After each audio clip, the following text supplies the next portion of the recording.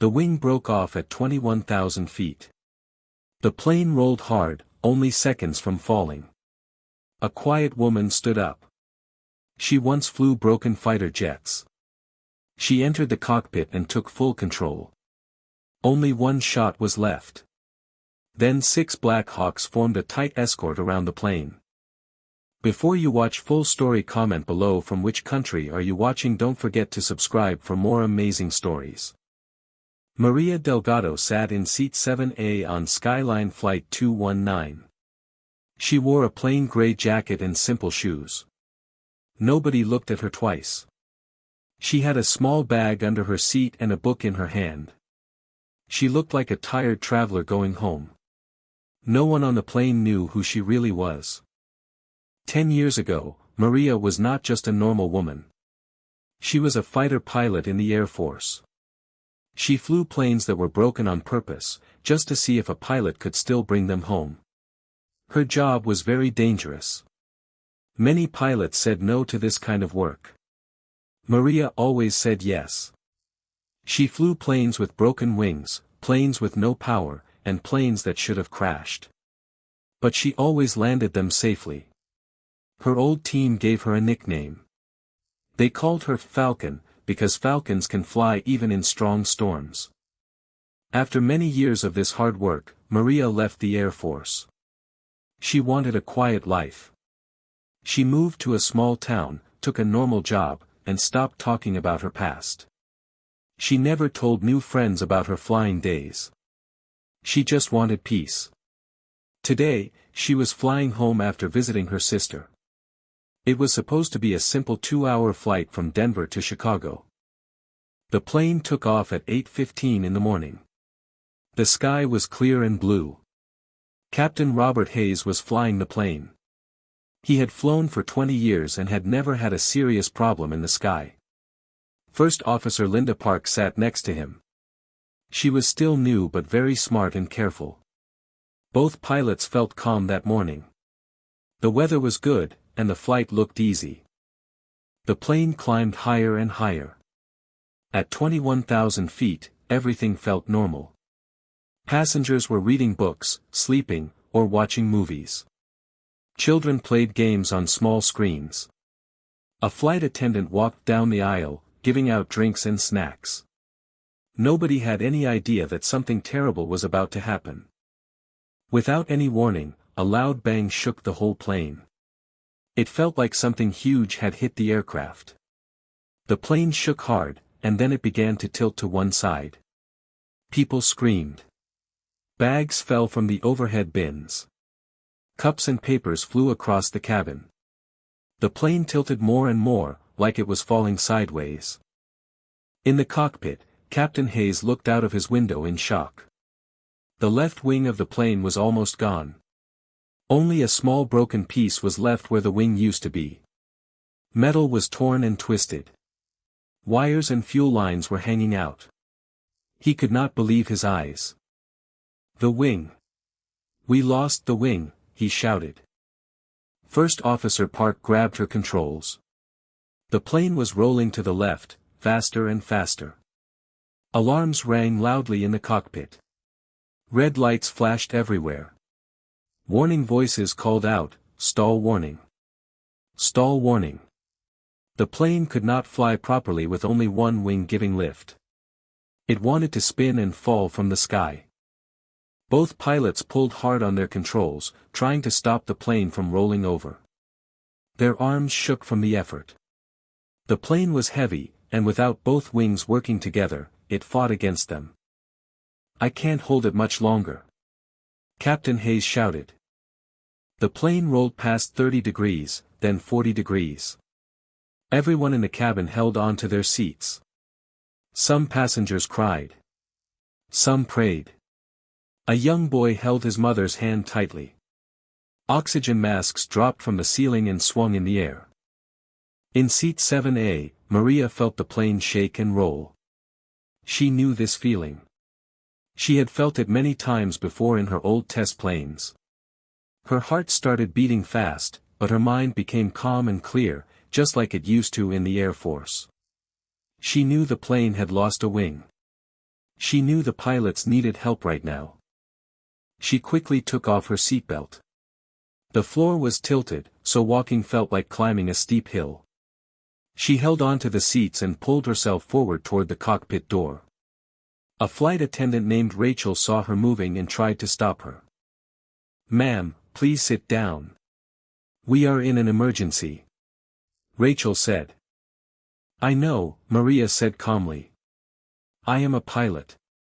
I flew broken planes in the Air Force for many years. I can help them. Please, let me in." Rachel looked at her, unsure. But something in Maria's eyes made her trust the words. There was no fear in them, only strength. Rachel used her key to open the cockpit door and let Maria inside. Inside the cockpit, both pilots were fighting hard to keep the plane steady. Captain Hayes looked back and saw a stranger standing there. "Get back to your seat. This is not the time," he shouted. "My name is Maria Delgado. I flew fighter jets that were damaged on purpose. I know how to fly a plane with one wing. Let me help you," she said firmly. Captain Hayes looked at her for 1 second. Her voice was steady, not shaking with fear like everyone else's. He had no other choice. The plane was seconds away from rolling over completely. The plane rolled past 60 degrees. The alarms grew louder, and the ground felt closer with every passing second. Captain Hayes looked at his instruments, then at First Officer Park, then back at Maria. His hands were shaking from holding the controls too long. He knew the truth, even if he did not want to say it out loud. They had only one chance left. If this did not work, there would be no second try, no time to fix a mistake, no room for doubt. "We have one shot at this," he said, his voice tight. "One shot, and that's all we get. If we don't stop this roll now, we go down." "Then we take that shot," Maria said. "Give me the seat. Right now." He did not argue again. There was no time left for questions or doubts. He unbuckled his belt and moved aside as fast as he could, and Maria slid into the captain's seat before he had even finished standing. "Take the controls," he said. Maria moved into the seat and placed her hands on the controls. She felt the plane shaking under her fingers. She took a deep breath and let her training take over. She pushed the right engine to full power and pulled the left engine back. She pressed hard on the right foot pedal. The nose of the plane wanted to turn, and this turning force helped balance out the missing wing. Slowly, very slowly, the plane stopped rolling. It was still tilted, but it was no longer falling sideways out of control. The passengers in the back felt the shaking calm down just a little. People stopped screaming and started breathing again. "How is this possible?" First Officer Park asked, amazed. "When one wing is gone, the plane wants to roll toward that side," Maria explained. "But if I push the engine on the other side to full power, it creates a turning force that fights against the roll. It is not easy, and it is not normal, but it can work if you keep adjusting every second." She grabbed the radio and spoke in a calm voice. "Mayday, Mayday.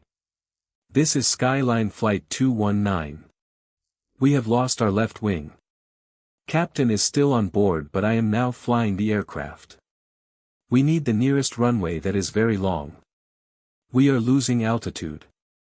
The airport control center could not believe what they heard. A voice from a nearby military base answered instead. "Flight 219, this is Grant Air Base. We heard your call. We have a long runway here, built for large aircraft. We are sending helicopters to guide you in." Within minutes, 6 Black Hawk helicopters lifted off from Grant Air Base. The lead pilot, Major Tom Reyes, had heard about pilots like Maria before, pilots who trained to fly badly damaged planes. He could not believe one of them was on this passenger flight.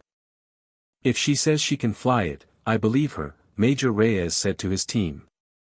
"Let's go give her cover and guide her home." The 6 helicopters flew fast and soon caught up to the damaged plane. They formed a circle around it, 2 in front, two behind, and two on the sides. It looked like a small army protecting the broken aircraft in the sky.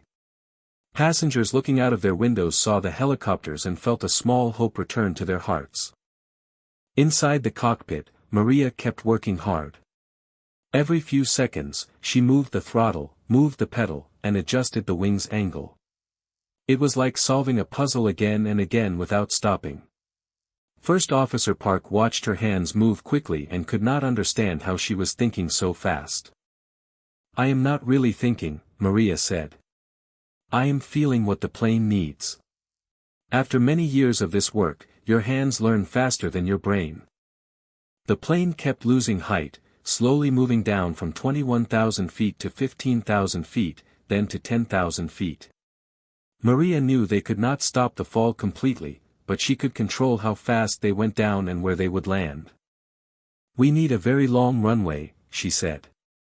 "Normal landing will be too hard for this plane. No brakes will work well. We may skid a long way." Major Reyes guided her over the radio, telling her the direction to Grant Air Base. The helicopters stayed close, like guards protecting a wounded bird. On the ground, the base commander called for every fire truck and ambulance to line up near the runway. Firefighters, doctors, and rescue teams got ready for the worst. At 5,000 feet, Maria told Captain Hayes to help her with the flaps and landing gear, since her hands needed to stay on the controls. He nodded and worked beside her, calling out numbers as she gave orders. Their teamwork became smooth, like they had trained together for years, even though they had only met minutes ago. "Flaps to 10, Maria said. "Flaps 10, Hayes repeated, pulling the lever. The plane shook harder as more air pushed against the wing, but it held together. As they came closer to the ground, Maria spoke to the passengers over the speaker. "This is your pilot. We are landing very soon. Please put your head down and hold your arms over your knees. Stay calm. We will get through this together." The runway came into view, long and gray, lined with red trucks and flashing lights. Maria took a slow breath. "Landing gear down," she said. Hayes pulled the lever. 3 lights turned green. "Gear down and locked," he said. "Full flaps," Maria said.